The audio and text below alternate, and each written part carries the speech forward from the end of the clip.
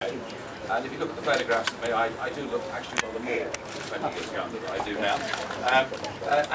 Well, we didn't do all that well, but I did manage to beat Screaming Lord Sutch in that contest.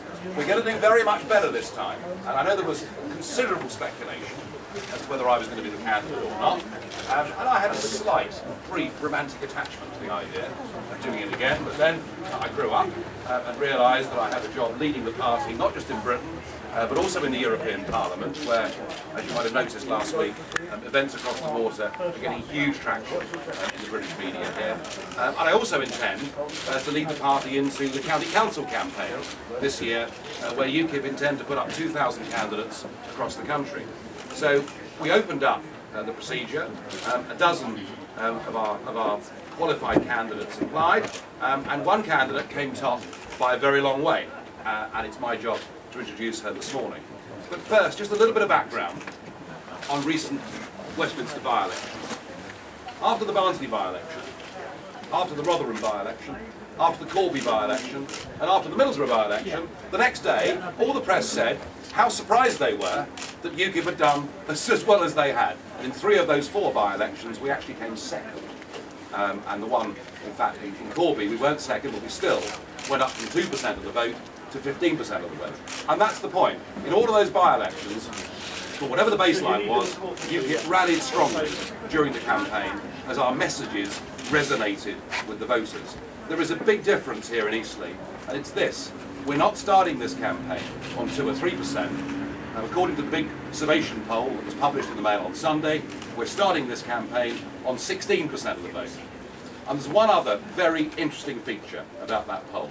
If you look at voters in Eastleigh who are considering voting UKIP, numerically there are many more Labour and Liberal Democrat voters who are considering switching to UKIP than there are Conservative voters.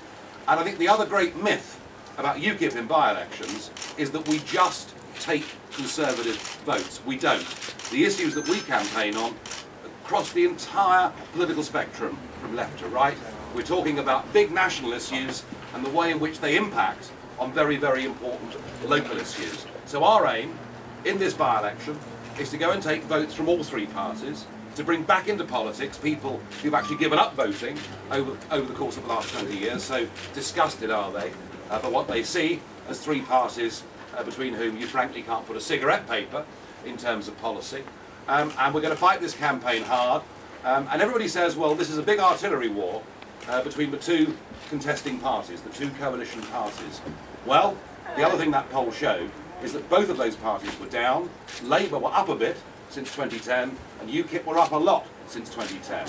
If we get the kind of campaign boost here that we had in those other 4 by-elections, this could turn into a quite extraordinary 3- or 4-way marginal. Now, leading the charge for UKIP in this by-election is our candidate, Diane James, selected by the Eastleigh branch with an overwhelming majority. She is a serving councillor. She's been successful in several political campaigns. She's worked for 30 years in the healthcare industry and been a successful businesswoman.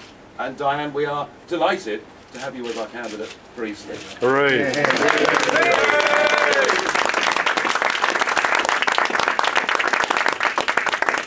and gentlemen, thank you very, very much indeed for that welcome. I think first of all I want to say thank you to the Eastleigh people that were there on Sunday evening. And I want to commend how quickly UKIP reacted last week. When you think the speed with which this by-election was called, the local UKIP constituency personnel, they called the hustings very, very quickly. I was one of 4 people, seriously high-quality people, that was called in on Sunday. And yes, I came through it, but I do want to pay tribute to the other 3 individuals that were there, because it was no short order, I should say, to come top in that and be selected. And then, of course, I had the fingernails yesterday morning, waiting for the NEC endorsement, and I'm delighted to say that that was given. And since then, well, you know, I'm here, you're here, and I'm ready to take any number of questions you might like to throw at me. Very good. Thank you.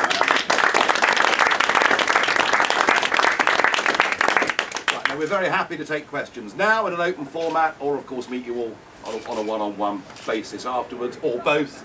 or whichever you prefer. So